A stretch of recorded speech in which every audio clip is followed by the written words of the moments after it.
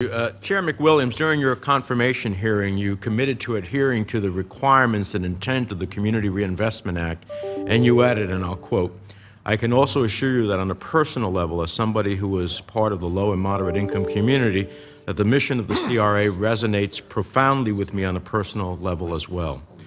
This commitment is one of the reasons that I voted in support of your nomination. The OCC recently released a proposal without input from the FDIC or the Fed, contemplating sweeping changes to implementation of the CRA. So I'd like to ask you and Vice Chair Qualls about that. First, do you both agree that discrimination in lending exists? Senator, we actually look for discrimination, and if we find it, we send those referrals to DOJ. So yes, occasionally we come across incidents of discrimination in banking, and those cases get promptly referred to DOJ for prosecution. Qualls? Similarly, we have the same program of looking for fair lending violations, referring them to the DOJ. We do find them. We continue to find them, and so it does exist.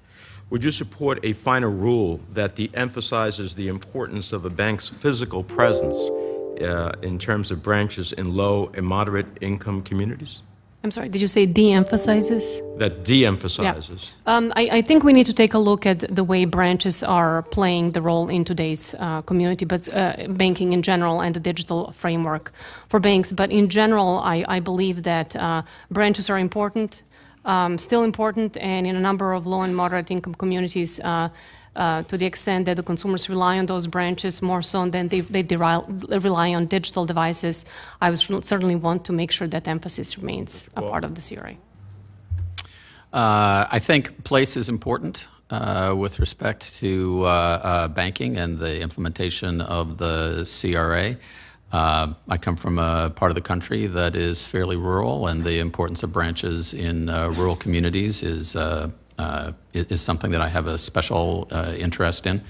On the other hand, the financial system is evolving, and branches have a different role than they've had in the past. And so I do think we need to think creatively while not ignoring place as an issue with respect to CRA. So are you both familiar with research that home and small business lending increases in low and moderate income neighborhoods with the presence of bank branches and decreases when branches close? I think some of that research has been done by the Fed. I am familiar with it. You are familiar with it? Yes. Are you familiar with it? I have heard. I can't tell you the paper. Well, I'll that look forward to sending it to you so that you can look at it, because that's the fact. Would you support a final rule that limits analysis of lending and investment activities in individual census tracts and instead relies heavily on a single ratio to calculate qualifying lending and investments? That's to both of you. Can I start first? Please.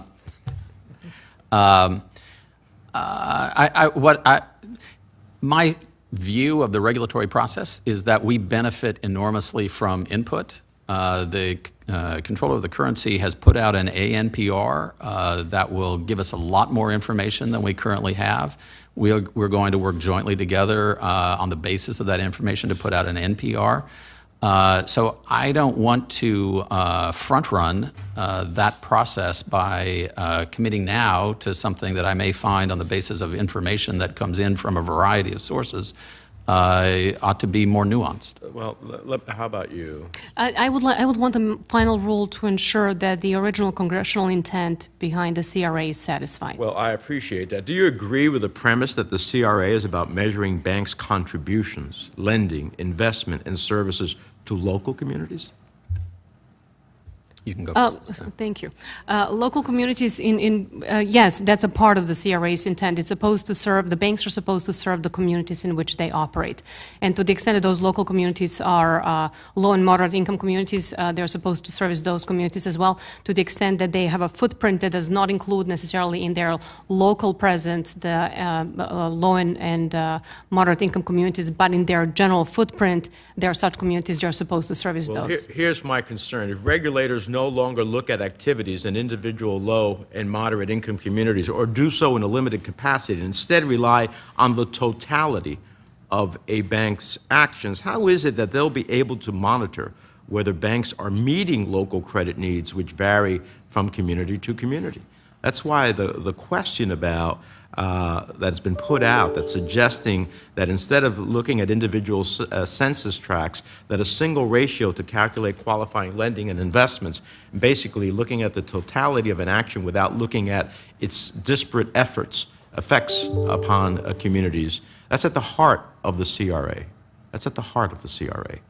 And I would hope that after your review, that you would make sure that what's at the heart of the CRA remains at the heart of the CRA. Thank you. Senator Toomey.